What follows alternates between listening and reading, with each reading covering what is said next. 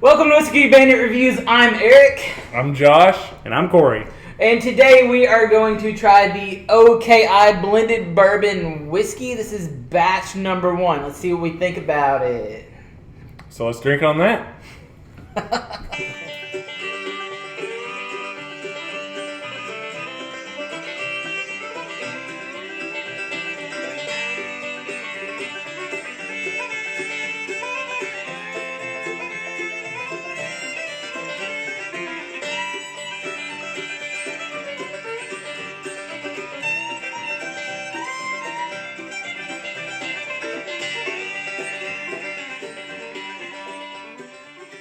Okay, so OKI, Ohio, Kentucky, Indiana, as they label it, made by MGP. They distill in Lawrenceburg, Indiana, I do believe, and then they distribute out to different places, mostly in Kentucky. On the back of the bottle, it says Ohio, Kentucky, Indiana, birthplace to 95% of the world's bourbon supply.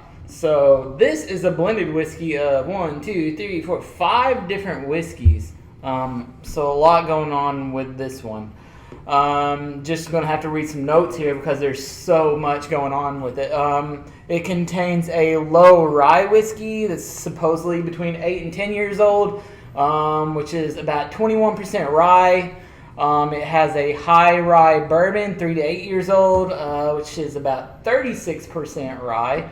A 95 to 5 ratio whiskey, which is a rye, 9 years old it says. A rye corn whiskey, 9 years. 81% corn, 15% rye. This is a lot of whiskeys blended into this. And the last one is a light whiskey, which is 10 years. And that's going to be a corn majority. I think it's 99% corn is what they say it is. Supposedly, the website says that you can get this for $75. I've seen it on the shelves here for like $89, $90. So I guess it's just where you're at, how much it's going to cost you to get it.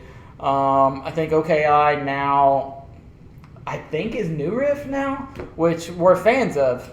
So, what are your thoughts going into it, Josh?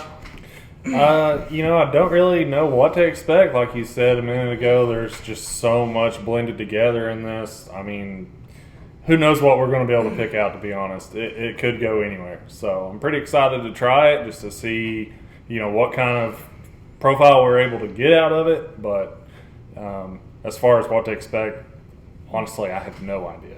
Yeah, and Corey, have you ever had any of the bourbons that we talked about previously, the MGP stuff, once we say Bullet? Have you had Bullet Bourbon or New Riff? Angel's Envy. What are some others? They do like the Rebel Yell, that line. What is that line?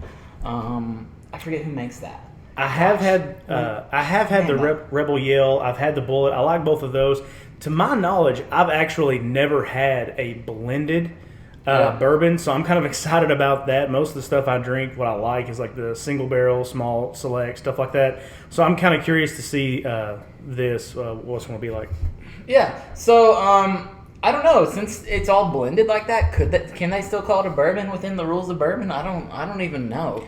I guess it would just depend on how it comes out in the end. I wouldn't think so if they're using like it's got to be in white oak barrels aged for at least 2 or 3 years, whatever. That kind of shifts what people think of that. Over 50% corn. So everything I read fits that bill. I just don't know if, like, when you blend things, if that starts to blur the lines.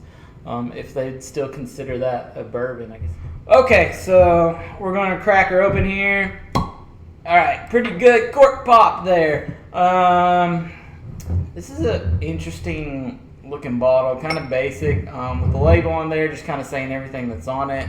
The back has got kind of the breakdown on what the bourbons are, the whiskeys that they put into it, what year they were.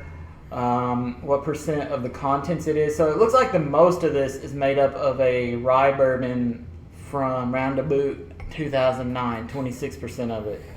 So it's going to be high rye, supposedly. So we'll try.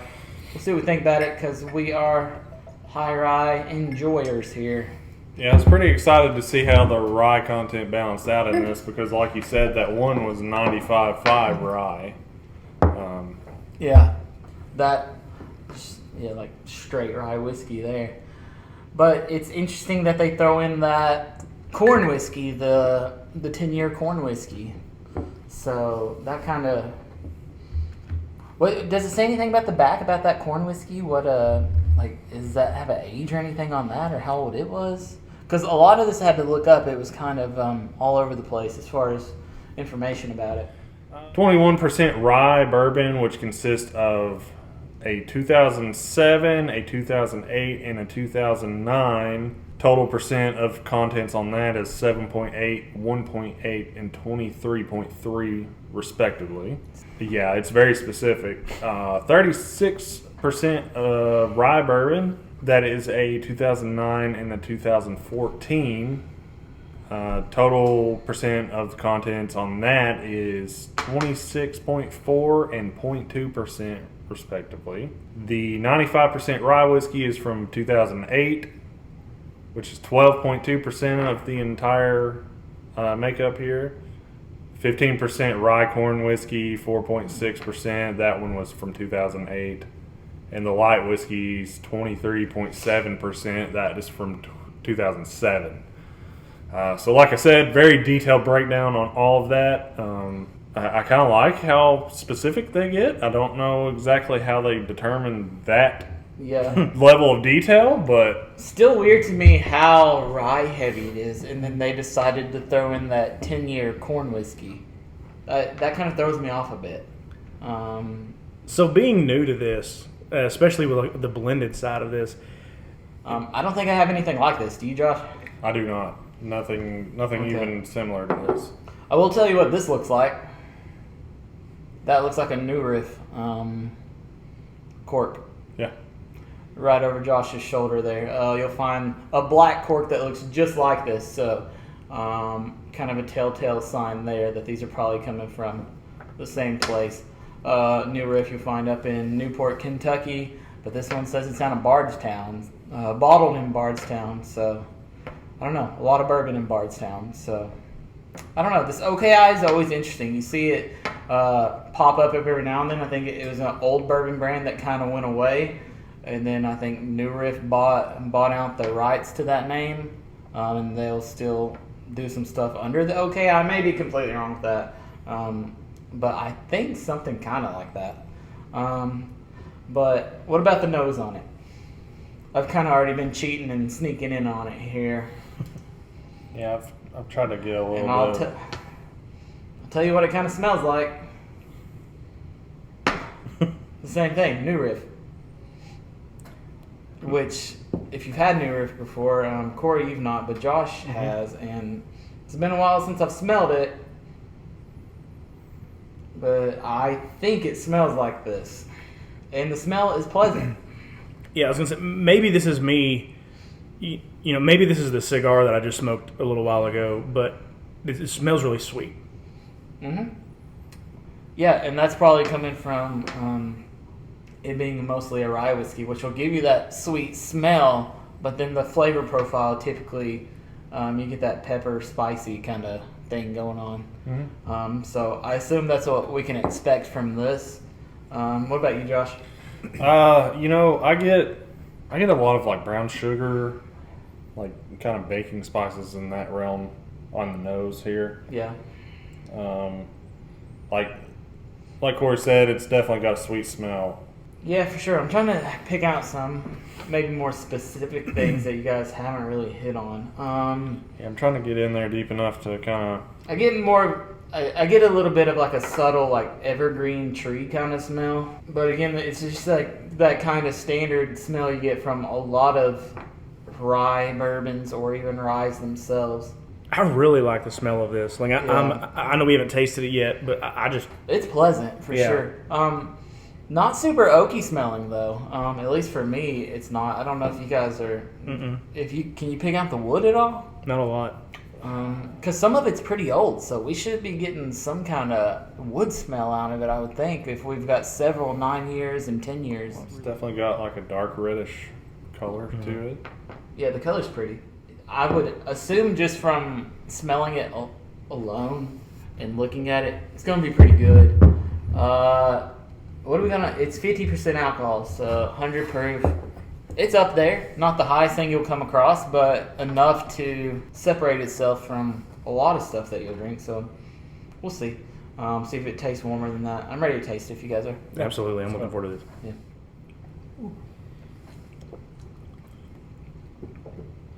Oh my.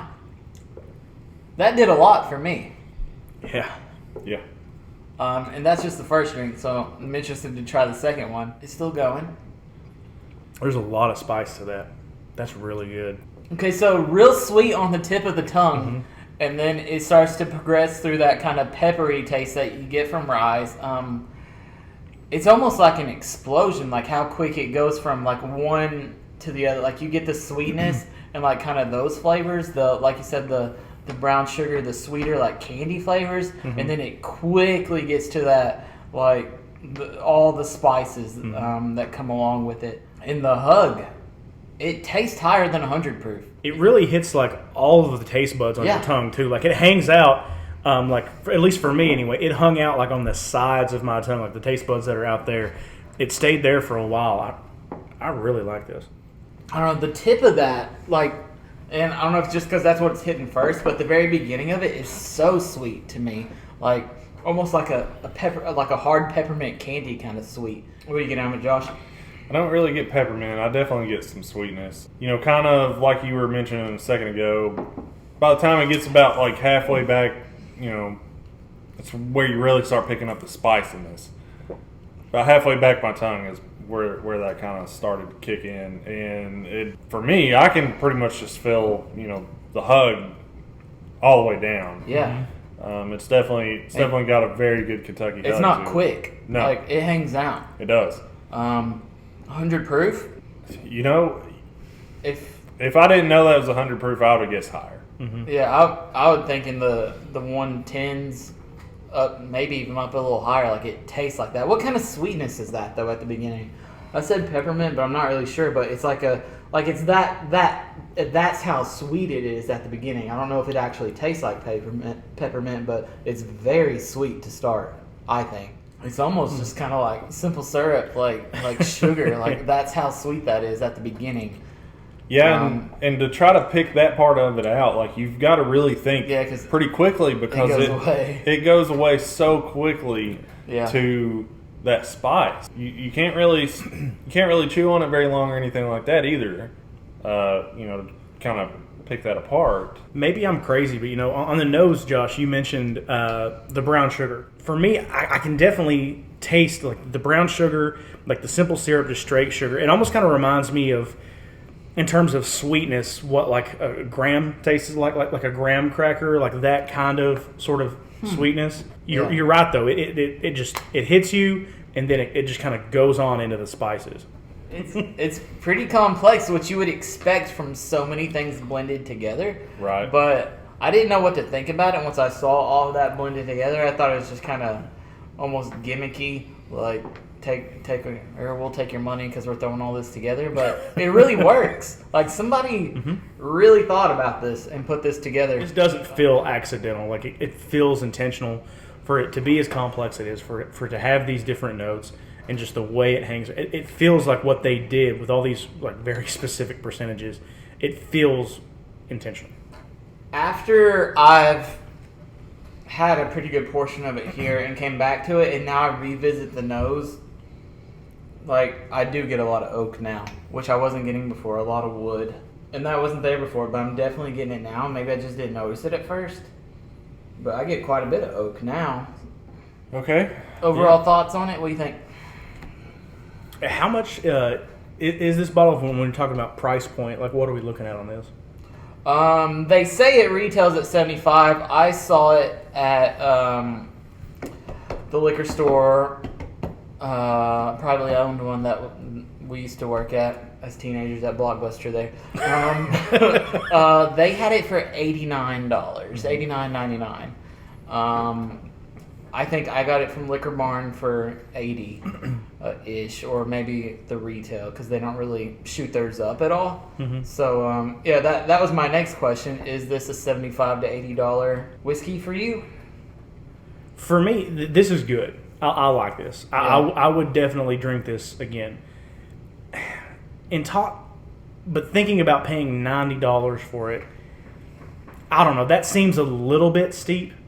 But again, as the amateur here, that's kind of where I'm at. It's good, but it is a little bit more on the pricey side. Definitely. When you consider, I'm trying to think of what else retails for that price range because there's not a lot in it. Maybe a Booker's. I think they went from 75. They're up around 80, 85 now, I think. But you got New Riff over there, and the single barrel New Riff, Josh, is that around, what is that, like $55, $60? You know, to be honest with you, I don't remember. It's been so long since I bought that bottle of that. If I try to remember, I think it was somewhere around the $70 range when I bought that bottle. Yeah, I mean, and that may be cheating a little bit since it's a single barrel. Why don't you grab that New Riff, one of them back there behind you? Let's get a little hit of this and see what we think about the comparison here. And again, that is a single barrel, so it should be higher proof. Maybe taste a little. It's 112, so 12 more proof in it. And I remember when I said that, the corks are exactly the same. One is black, one is like a tan color, so we're right on that. They're exactly the same. Interesting. Bottles, kind of a similar build, honestly, besides one's just taller than the other. Look at the shape of the neck and everything right there. Mm-hmm. They're kind of just both the same. Except New Riff's got that cool black bottle that they do that fades down into the color of the whiskey. That's really cool. They got one of the coolest bottles out there. And they kind of embrace being the new kids on the block kind of deal, hence the New Riff name. And on their bottle as well, they have a New Riff on an old tradition. And theirs says distilled by New Riff in Newport. So maybe we're barking up the wrong tree. Maybe these aren't the same thing, but I think possibly. As far as smells, which is going to be hard to do with both of them right here in front of each other. Smells similar. The OKI smells a little stronger, actually, yes. I think. Yeah, I'm picking up a lot more of the sweetness out of this New Riff. It is sweeter. Kind of similar smells, but OKI is a bit more bold. I'm going to revisit this here in a second, but I'm getting a lot more of the like caramel butterscotch type scent out of that. I may have jumped ahead of you guys a little bit, and I went ahead and tasted this New Riff. It is sweeter. It definitely doesn't have that spice content that OKI does, but I really like it. It is sweeter, yeah. And honestly, with it being 12 more proof like there, they taste the same as far as heat, I think. Actually, this may even go down a little warmer. The OKI might be a little warmer. Yeah, I think as far as like the intensity of it that you get, I think it's pretty even. But the OKI lingers a little longer. It hangs out for a while, yeah. For sure, yeah. So, but I think the smell and the taste have a lot of similar profiles, though. But granted, this has 5 different things in it, so. This is where we get the complexity of it. Honestly, if I was choosing between those, I might go with the OKI, which I didn't think I would. But just that, like you said, that heat and that hug kind of sticks around a bit longer on the OKI, which, well, maybe not. See, I'm kind of leaning towards this New Riff. It's a little bit of an easier drink to me. But yeah, if I'm gonna be paying $20 to $30 less, does that come into account? I don't know. This is very good and it's interesting, but again, I don't know if it's something that is so much that you want to keep buying and drinking because I don't even know how long you'll be able to find this stuff, or if it's just more kind of like a novelty piece. Here, try this. And I think that's kind of what it is for me. Like, not to take away from how good it is. Josh? Yeah, I think my main concern with the OKI is the price point. I mean, it's pretty much it's too expensive. Yeah, that's pretty much the only thing that you can really say about it at this point.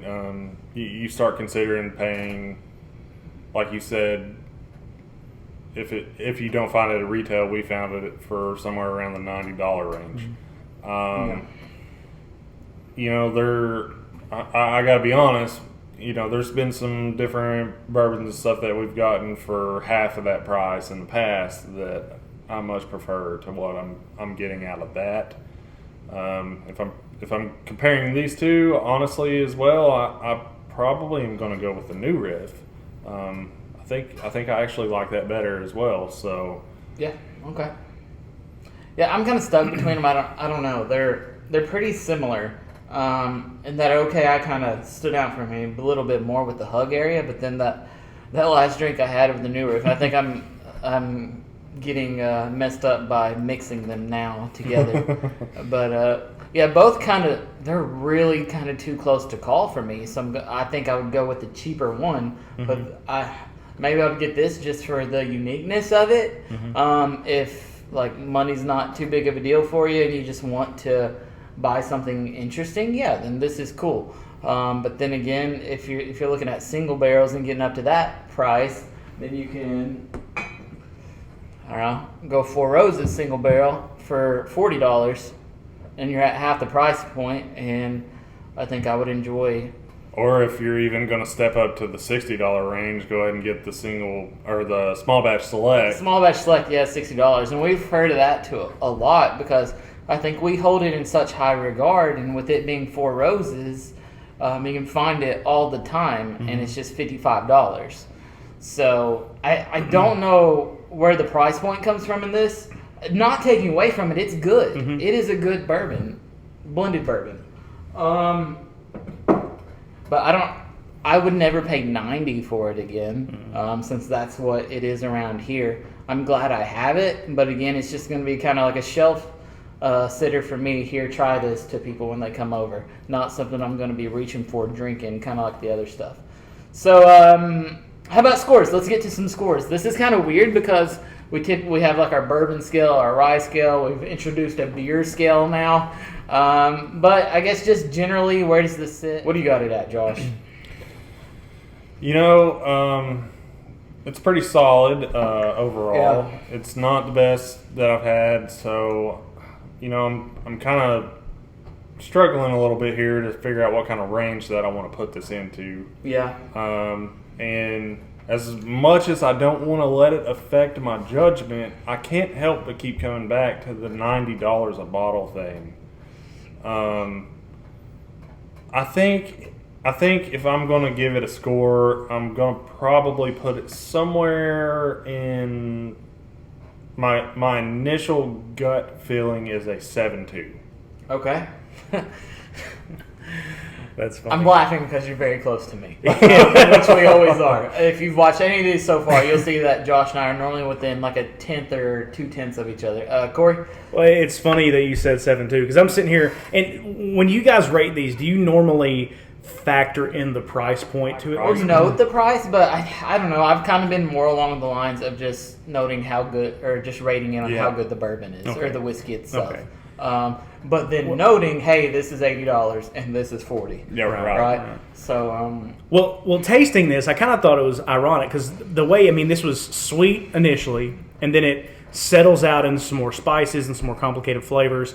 It was actually really, ironically, really, really similar to the cigars I brought for us earlier that we had. It was initially sweet and then spicier later. I like that, so this actually rates pretty high for me, and I was going to end up, you said, what, 7.2? I ended up with a 7.1. That's kind of what I was thinking. I really like this. Again, the price point is, it is a factor, but I like this a lot. Yeah. In my brain, before either one of them had said anything, and I know you're not going to believe me, I said it's a 7.1. I was stuck between a 6.9 and a 7.1, and I pushed it over that 7 and put it at the 7.1. So, nice. But, yeah, it's a 7.1 for me. Above average, but when you're considering how much you pay for it, if you can get it at 75, yeah, maybe. I've not seen it at 75, and that's just what they say on their website. So that's what it's intended to retail at. I don't know. Here in Kentucky, people just price it at whatever they want.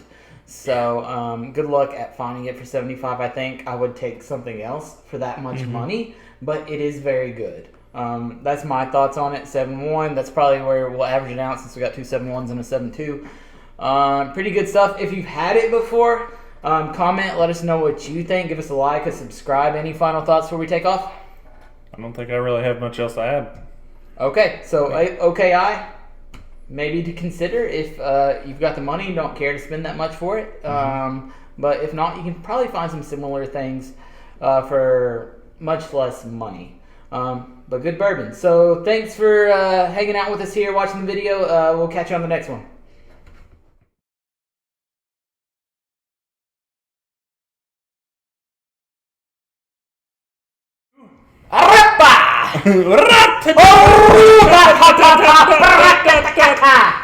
Sorry, man. Oh. Sorry about it.